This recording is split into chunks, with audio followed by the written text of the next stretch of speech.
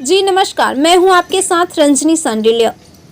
विष्णु पुराण में वर्णित देवर्षि नारद का मोह भंग होना, देवर्षि नारद के द्वारा श्री हरि विष्णु को श्राप देना, उन्हें नारायण से नर का अवतार लेना और स्त्री वियोग सहना, राजा सीलनिधि नगरी की पूरी कहानी।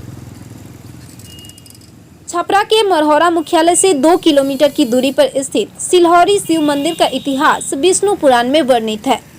पौराणिक कथाओं में कहा जाता है, यहाँ श्री हरि विष्णु द्वारा माया की नगरी की रचना की गई थी ताकि हरि विष्णु के भक्त देवर्षि नारद मुनि का मोह भंग किया जा सके। नारद मुनि श्री हरि विष्णु की तपस्या में लीन थे, जिसके बाद उनकी तपस्या भंग करने को लेकर देवराज इंद्र द्वारा कामदेव को भेजकर उनकी तपस्या भंग कराने की पूरी कोशिश की गई, लेकिन देवर्षि नारद के ऊपर कामदेव का कोई प्रभाव नहीं पड़ा। नारद जी को इस बात का अहंकार हो गया था कि उन्होंने कामदेव पर विजय प्राप्त कर लिया है। उन्होंने इस बात की चर्चा भगवान शिव से की। नारद मुनि की बातों को सुनकर भगवान शिव समझ गए कि नारद जी को अहंकार हो गया है।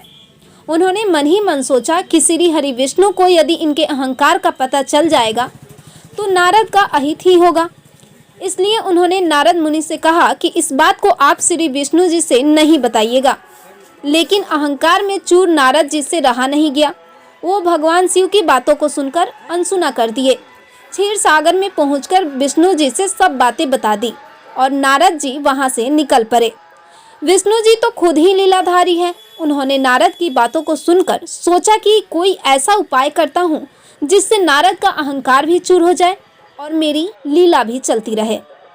नारद जी जिस रास्ते से जा रहे थे वहां से योजन की दूरी पर श्री हरि विष्णु ने एक माया की नगरी रची और उस नगरी के राजा सीलनिधि थे और उनकी एक पुत्री विश्व मोहिनी, वो भी इतनी सुंदर कि स्वयं लक्ष्मी भी उन पर मोहित हो जाए। नगर के रास्ते से देवर्षि नारद को जाते देख राजा सीलनिधि ने देवर्षि नारद से अपनी पुत्री विश्व मोहिनी का हस्तरेखा देखने की आग्रह किए। उनकी हस्तरेखा बता रही थी कि विश्व मोहिनी जिसे वरेगी वह अमर हो जाएगा, वह तीनों लोकों का स्वामी होगा, संसार के समस्त चर अचर जीव उनकी सेवा करेंगे। लेकिन नारद मुनि ने राजा सीलनिधि से कुछ बनावटी बातें बनाकर कह दी और वो विश्व मोहिनी को देखते ही रह गए।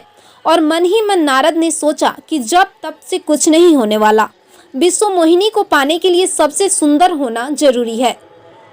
सुंदर स्वरूप पाने की इच्छा मन पाले हुए देवर्षि नारद श्री हरि विष्णु के पास गए और उनसे खुद के भगवान का रूप मांगा। भगवान ने हरि के एक स्वरूप बंदर का रूप दे दिया। उधर विश्व मोहिनी के स्वयंवर में पहुंचे नारद मुनि अत्यंत ही प्रसन्न थे कि विश्व मोहिनी उनका ही चयन करेंगी। तभी उस सभा में राजा के भेष में श्री विष्णु पहुंचे। तभी विश्व मोहिनी ने राजा के भेष में पहुंचे श्री हरि विष्णु के गले में वरमाला डाल दी। यहाँ पे आप वीडियो में देख सकते हैं कि जो मंदिर है, सिलहौरी मंदिर है, वो काफ़ी सुंदर बन चुका है, काफ़ी बढ़िया बन चुका है। दूर दूर से यहाँ पे लोग आते हैं। लेकिन यहाँ पे एक स्थान है ये कुआं का, जहाँ पे लिखा हुआ है नारद मोह भंग। और वेदों पुराणों में आप लोग पढ़े होंगे नारद मोह भंग कुआं के बारे में, जो कि अभी तक ये मंदिर का तो काफ़ी विस्तार हो गया है, लेकिन इस कुएं का अभी भी उदासीन चेहरा है।